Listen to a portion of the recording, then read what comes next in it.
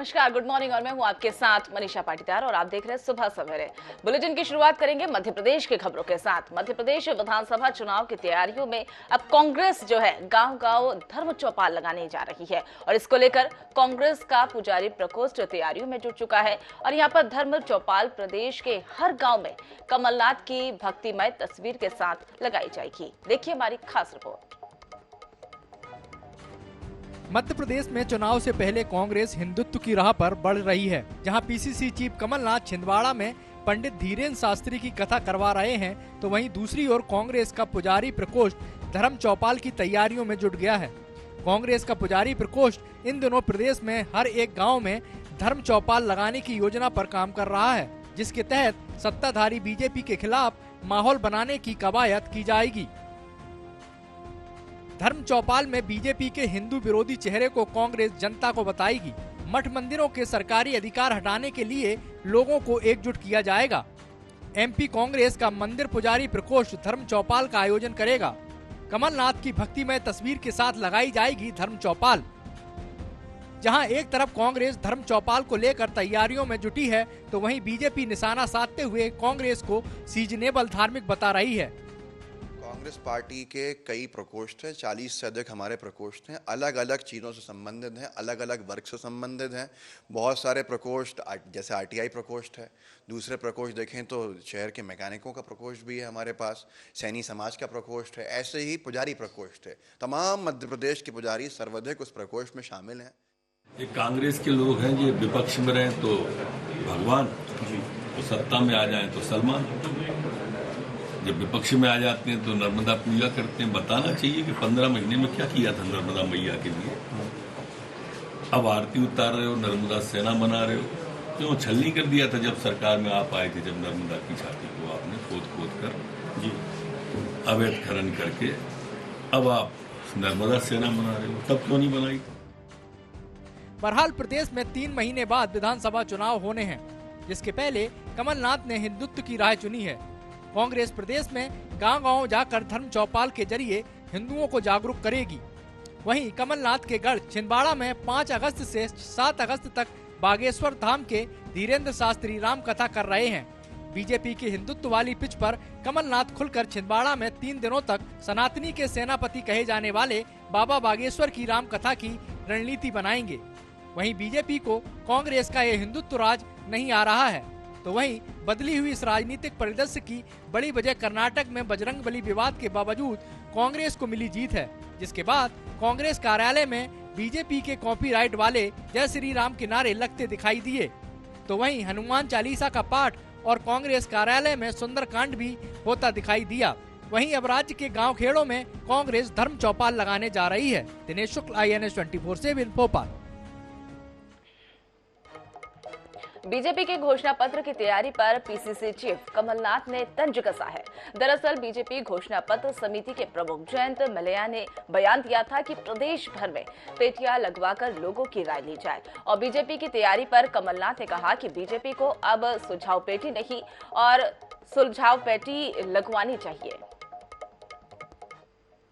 जनता को लुभाने के लिए कांग्रेस वचन पत्र को अंतिम रूप देने में लगी है। वहीं बीजेपी आम लोगों से सुझाव लेकर घोषणा पत्र बनाने की बात कह रही है। बीजेपी घोषणा पत्र समिति के प्रमुख जयंत मलैया ने कहा कि प्रदेश भर में पेटियां लगवाकर आम लोगों के सुझाव लिए जाएंगे। उन्होंने ऑनलाइन भी लोगों से राय लेने की बात कही है। बीजेपी के इस कदम पर पीसीसी चीफ कमलनाथ ने ट्वीट करके हमला किया है। कमलनाथ ने ट्वीट में लिखा है, सुना है भाजपा अपने घोषणा पत्र के लिए विधानसभाओं में सुझाव पेटी लेकर जा रही है। जनता सुझाव देने की जगह भाजपा से ये सवाल पूछेगी कि सौदेबाजी कर आपने जनता की चुनी सरकार को क्यों गिराया। मतलब हमारे चुनाव सुझाव के रूप में चुनी हुई सरकार को क्यों गिराया और ये भी कि कितने में गिराया, खर्च किया हुआ पैसा फिर कहां से कमाया। बीजेपी के घोषणा पत्र पर राय लेने को लेकर सियासी बयानबाजी शुरू हो चुकी है। देखिए, भारतीय जनता पार्टी के पास उपलब्धियों के नाम पे कुछ भी नहीं है। भाजपा ने कोई 2 दशक में काम नहीं किया। भाजपा बेरोजगार कर चुकी है जनता को, भाजपा असुरक्षित कर चुकी है अपनी सरकार ने महिलाओं को, भाजपा ने भविष्य बर्बाद कर दिए हैं उन तमाम लोगों के जो नर्सिंग कॉलेजेस में थे। अब भारतीय जनता पार्टी के पास क्या बचा है? राष्ट्रवाद की आड़ वो लेता है जिसके पास कुछ और मुद्दा नहीं हो। राष्ट्रवाद तो हम सबके दिलों में। देखिए, मुझे लगता है कि कमलनाथ जी को इस तरह के आरोप नहीं लगाना चाहिए। ये वह कमलनाथ जी हैं जो सबसे ज़्यादा असफल मुख्यमंत्रियों में से हैं। और कमलनाथ जी वह मुख्यमंत्री हैं जिन्होंने एक भी वचन पूरा नहीं किया। अपने ही भार से, अपने ही लोगों के भार से कमलनाथ जी की सरकार धराशायी हो गई। कमलनाथ ने अपने ट्वीट में बीजेपी पर कई गंभीर आरोप लगाए हैं। साथ ही उन्होंने लिखा है कि बीजेपी को सुझाव पेटी की जगह सुलझाव पेटी लानी चाहिए। लेकिन बीजेपी ऐसा नहीं करेगी, क्योंकि लोगों को फालतू के मुद्दों में उलझाए रखने, गुमराह करने में ही वो अपनी राजनीतिक सफलता मानती है। कुल मिलाकर चुनावी साल में हर बयान, हर मुद्दे पर कांग्रेस बीजेपी के बीच वार पलटवार देखने को मिल रहा है। भोपाल से मनीष त्रिपाठी की रिपोर्ट। भोपाल के दक्षिण पश्चिम विधानसभा क्षेत्र के बूथ क्रमांक 113 पर मध्य प्रदेश के पूर्व सीएम दिग्विजय सिंह जागरूक मतदाता का परिचय देते हुए अचानक उस मतदान केंद्र पर पहुंचे जहां पर वोट डालते हैं। उन्होंने बीएलओ से चर्चा की और वोट लिस्ट मांगी और उसके बाद मतदाता सूची में अपना नाम भी चेक किया गया और उन्होंने मतदान केंद्र पर मौजूद बूथ लेवल ऑफिसर बीएलओ से पूछा कि वोटर लिस्ट में नाम जोड़ने वाला फॉर्म क्या है और वहां पर क्या आपके पास है। दिग्विजय सिंह की बात सुनकर बीएलओ ने उन्हें मतदाता सूची के नाम जोड़ने वाला फॉर्म भी दिया। और इसी बीच मध्य प्रदेश विधानसभा चुनाव को लेकर निर्वाचन आयोग 2 अगस्त से 31 अगस्त तक पुनरीक्षित मतदाता सूची के लिए विशेष अभियान चला रहा है और इस अभियान के तहत मतदाताओं के नाम जोड़ने काटने की प्रक्रिया चल रही है। प्रदेश भर के मतदाताओं और कांग्रेस कार्यकर्ताओं से अनुरोध भी किया जा रहा है कि वे अपने मतदान केंद्र पर जाकर बीएलओ से मिले और वोटर लिस्ट में अपना नाम जरूर चेक करें और जो भी फर्जी नाम जुड़े हैं उन्हें कटवाएं।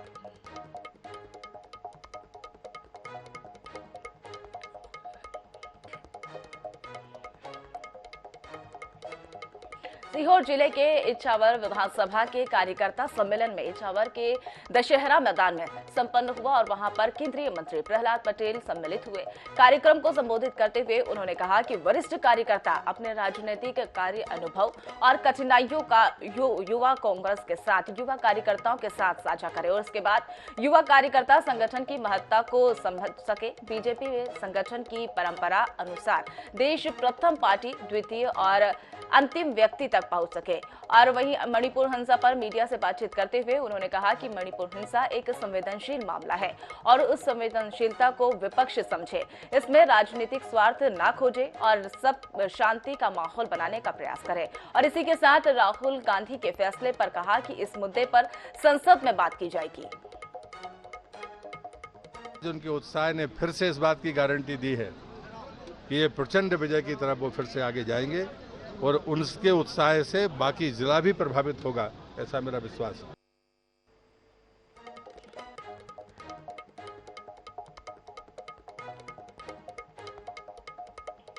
वही संभागीय बैठक में शामिल हो रहे ग्वालियर पहुंचे केंद्रीय मंत्री भूपेंद्र यादव ने बड़ा बयान दिया है। उन्होंने कहा कि सीएम शिवराज और मोदी के नेतृत्व में बीजेपी मध्य प्रदेश में बेहतर स्थिति में नजर आ रही है। उन्होंने कांग्रेस पर तंज कसा और कहा कि किसी भी रूप में उन्हें कांग्रेस आगे नहीं बढ़ना देखना चाहती है। और इसी बीच मानसून संक्रमण को लगातार बीते चीतों की मौत की वजह उनके द्वारा करार दिया गया और उन्होंने कहा कि फॉरेस्ट ऑफिसर मेहनत से काम करें।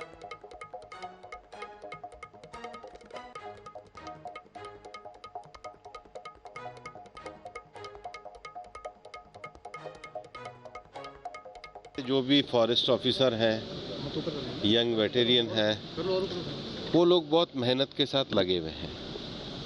ये पहला साल है जब चीतों का ट्रांसलोकेशन हुआ है। हर चीते के लिए हम पूरी चिंता कर रहे हैं और हम चाहेंगे ये प्रोजेक्ट पूरी तरीके से सफल हो। ये एक लंबा प्रोजेक्ट था जिसमें हर वर्ष चीते आने हैं। इसकी जो संवेदनशीलता उसको हम स्वीकार करते हैं। टीकमगढ़ में मुख्यमंत्री शिवराज सिंह चौहान ने दिवंगत माधवराव सिंधिया की प्रतिमा का अनावरण किया और इस मौके पर केंद्रीय मंत्री ज्योतिरादित्य सिंधिया भी मौजूद रहे। सिंधिया ने कांग्रेस पर जमकर निशाना साधा। उन्होंने कहा कि किसानों और अतिथि शिक्षकों के साथ कमलनाथ ने विश्वासघात किया था और इसलिए मैंने कांग्रेस सरकार को धरातल पर ला दिया। किसानों के साथ विश्वासघात हुआ, जो नौजवानों के साथ विश्वासघात हुआ और आज शिवराज सिंह जी के नेतृत्व में चाहे किसान की हम बात करें, जहाँ 6,000 रुपया किसान सम्मान निधि का केंद्र से मिल रहा है, वहीं प्रदेश में 6,000 रुपये मिल रहा है किसान को। 12,000 रुपये विकास और प्रगति जिस पार्टी ने वो मैनिफेस्टो में डाला था, मैंने उस समय में भी कहा था कि अगर नहीं हुआ उस पार्टी के द्वारा तो उस पार्टी को तो धरातल पे लाने का कार्य किया। अमृत भारत स्टेशन योजना के तहत देश भर में 508 स्टेशनों का रीडेवलपमेंट किया जाएगा। सुबह 11 बजे प्रधानमंत्री नरेंद्र मोदी वर्चुअली स्टेशन की आधारशिला रखेंगे और वहीं मध्य प्रदेश के कटनी जिले में 3 रेलवे स्टेशनों को भी रीडेवलपमेंट की लिस्ट में शामिल किया गया है, जिसमें कटनी जंक्शन 30 करोड़, कटनी और मुंडावरा 20.6 करोड़ रुपए और कटनी साउथ स्टेशन 22 करोड़ रुपए की लागत से कार्य वहां पर किया जाएगा। सभी स्टेशनों पर तैयारियां जोरों पर चल रही है और स्टेशनों को भगवा रूप से सजाया गया।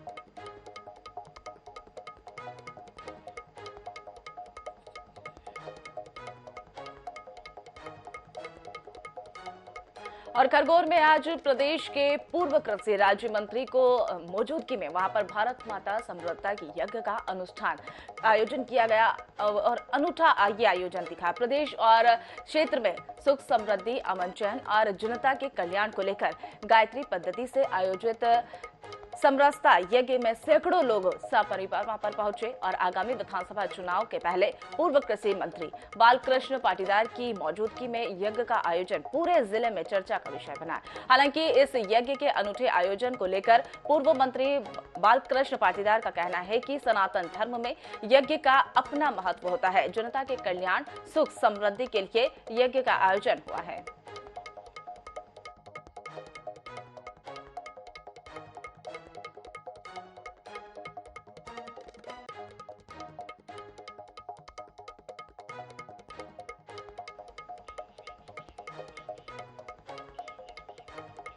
भोपाल के जागरण यूनिवर्सिटी में उस वक्त अफरा तफरी मच गई जब यूनिवर्सिटी के परिसर में एक टाइगर घुस आया और बताया जा रहा है कि बाउंड्री वॉल कूदकर टाइगर अंदर घुसा था।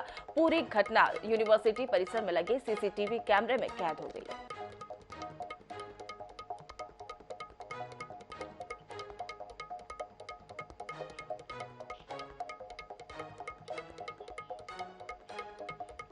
हटा में गौ सेवक के साथ पुलिस की मारपीट के मामले में अब लगातार तूल पकड़ता हुआ ये मामला दिखाई दे रहा है और वही भगवती मानव कल्याण संगठन ने घटना पर नाराजगी जाहिर की और वही संगठन के सदस्यों ने एसडीएम को एसपी के नाम ज्ञापन सौंपा। उन्होंने दोषी पुलिसकर्मी के साथ हटा थाना प्रभारी पर कार्रवाई की मांग की गई और वही मांग पूरी नहीं होने पर उनके द्वारा उग्र आंदोलन की भी चेतावनी दी गई।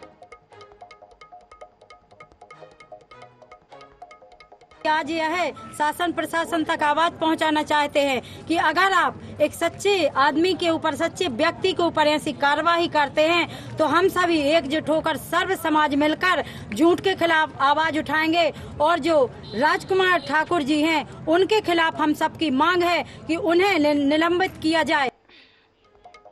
बड़वानी में पुलिस ने मोटर पंप चोरी करने वाले गिरोह का पर्दाफाश किया गया है और इस मामले में 10 आरोपियों को गिरफ्तार कर लिया गया। उनके कब्जे से एक कार और 2 बाइक समेत 35 मोटर पंप जब्त किए गए।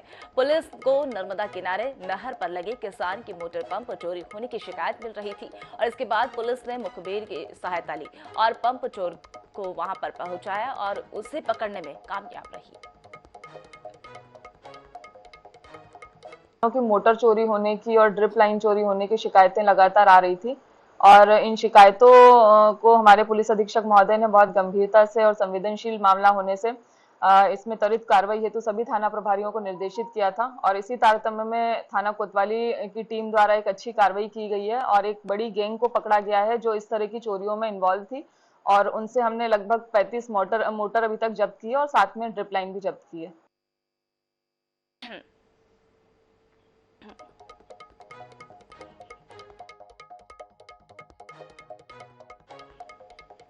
इंदौर पुलिस ने 2 ज्वेलरी दुकान में हुई चोरी की वारदात का खुलासा कर दिया और इस मामले में 3 आरोपियों को गिरफ्तार कर लिया। उनके कब्जे से चोरी का माल भी बरामद किया गया। दरअसल पूरा मामला द्वारकापुरी थाना क्षेत्र का बताया जा रहा है, जहां चोरों ने 2 ज्वेलरी दुकान को अपना निशाना बनाया और सोने चांदी के जेवर और नकदी पर हाथ साफ किया था।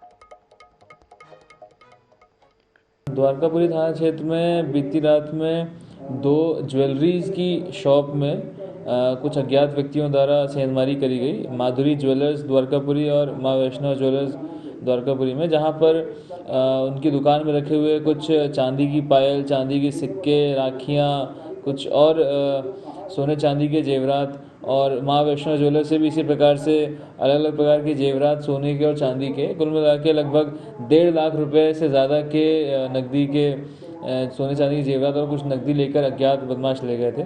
तीनों आरोपी जो हैं ये लगभग 20 से 25 साल की उम्र के हैं और तीनों ही द्वारकापुरी क्षेत्र के रहने वाले हैं।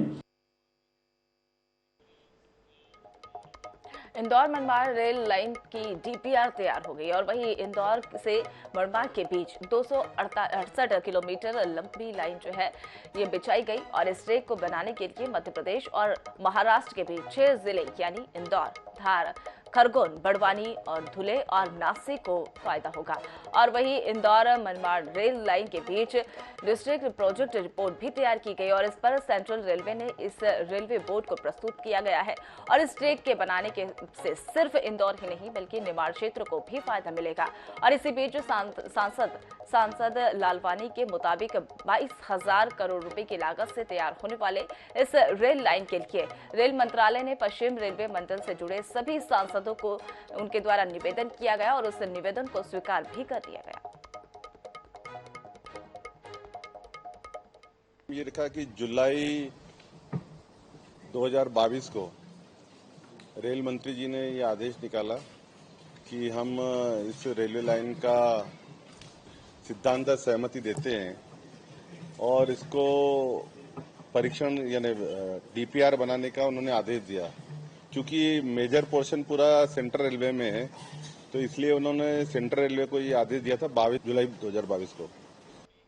धार जिले के मुनावर विकासखंड के बड़दा और अंदाजा के बीच सड़क पर एक गड्ढा मौजूद है और ऐसे में सड़क से गुजरने वाले लोगों के साथ हर पल हादसों की आशंका रहती है। और वही खस्ताहाल सड़क और उस पर मौजूद गड्ढे की शिकायत सीएम हेल्पलाइन पर भी की जा चुकी है, लेकिन अब तक कोई भी नतीजा नहीं निकला।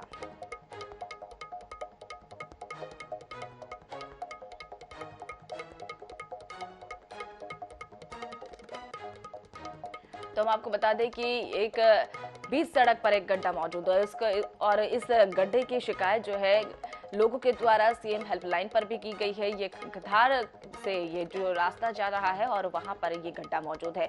जिम्मेदारों का इस और ध्यान नहीं है। सड़क पर ये जानलेवा गड्ढा भी बना रहा है जिससे हादसों की आशंका बनी हुई है, लेकिन वहां पर कोई अधिकारी और प्रशासनिक अमला जो है मौके पर अभी तक कोई नहीं पहुंचा है, ना ही शिकायत की और किसी का भी ध्यान मौजूद है।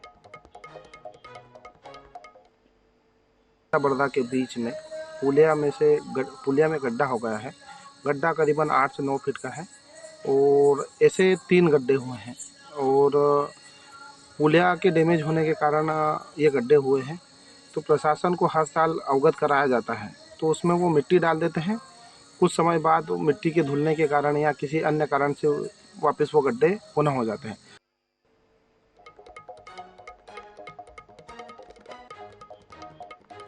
तो आपको बता दें कि एक सड़क पर ऐसा गड्ढा है जो जानलेवा है और लगातार लोगों का आवागमन उस सड़क पर चल रहा है और इस बीच सड़क पर जो ये गड्ढा है इसकी तरफ कोई भी प्रशासनिक अमला ध्यान नहीं दे रहा है, ना जिम्मेदारों का इसकी और ध्यान है। लेकिन लोगों के द्वारा जो है सीएम हेल्पलाइन पर इसकी शिकायत की गई, लेकिन वहां पर कोई भी मौजूद नहीं है, ना ही कोई भी शिकायतकर्ता जो है वहां पर पहुंचा है।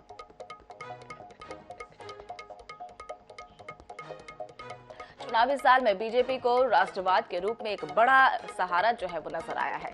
बीजेपी 9 अगस्त से मेरी मोदी मेरा देश अभियान शुरू करने जा रही है और जनता को राष्ट्रभक्ति से जोड़ने के नाम पर बीजेपी यह अभियान चला रही है।